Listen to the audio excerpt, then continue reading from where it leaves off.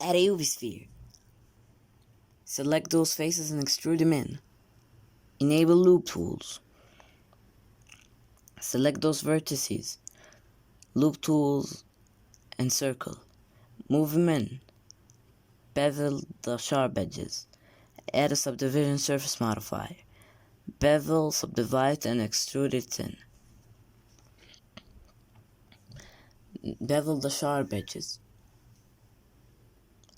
Now we have a full body. Now to the details. Select those faces and assign them to their own group.